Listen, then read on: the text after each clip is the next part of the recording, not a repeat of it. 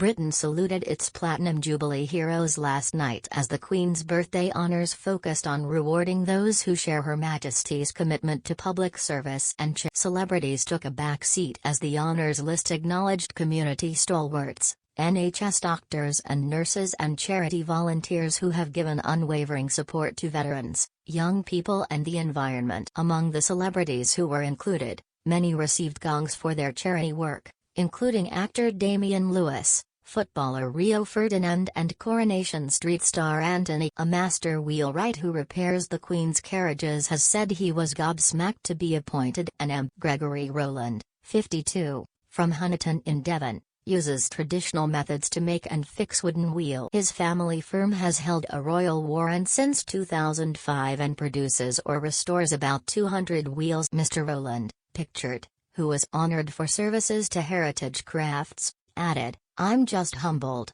it's amazing." In her personal honours list, the Queen recognised her racing advisor John Warren, who was appointed a Commander of the Royal Victoria. The Duke of Norfolk, who organised Prince Philip's funeral last year, was appointed a Knight Grand Cross of the RVO for services to crime. Writer Ian Rankin received a knighthood after donating around £1 million to a charitable trust from royalties over the past 5 years. There were also knighthoods for England's top doctor Professor Stephen Powis and COVID researcher Professor Aziz Sheikh, who helped to demonstrate the effectiveness of COVID. England's chief nursing officer Ruth May received a damhood, as did Oxford University Vice-Chancellor Louise Richardson, who helped to secure an agreement with AstraZeneca to produce its COVID vaccine. AstraZeneca boss Pascal Soriot was knighted for his role in tackling the pandemic. The majority of honours were awarded to people for outstanding work in their communities, and the list celebrated young and old. At 104,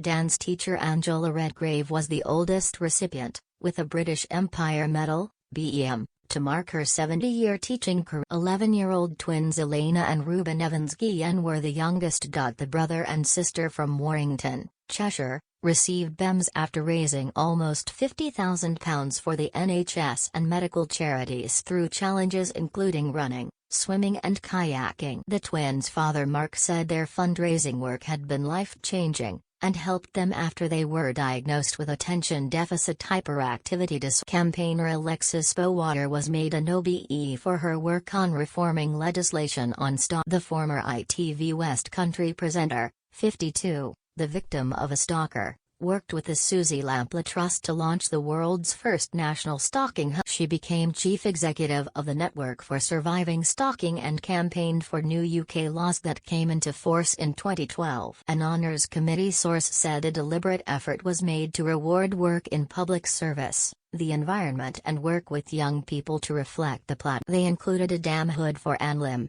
the first female and openly gay head of the Scouts from 2015 to 2021. Who described her honour as a humble. Many recipients had overcome personal tragedy, including Maria Hewitt, who volunteered as a COVID vaccinator after her husband died from the virus in June 20. The trained nurse from Paisley, Scotland, was rewarded with a BEM, one of dozens of honours given to NHS doctors and nurses to reflect Britain's ongoing response to the pandemic. Community nurse Wendy Kimberley, 54, from Norwich, was awarded a BEM after she painted more than 60 portraits of NHS workers during the pandemic. The former hairdresser who retrained as a nurse in her 40s after she was treated for thyroid cancer said she had wanted to celebrate the work of her NHS great-grandmother. Patricia Hazelby, 80, from Newport, South Wales, received a BEM after 65 years of volunteering for the Royal British Legion's Poppy Appeal.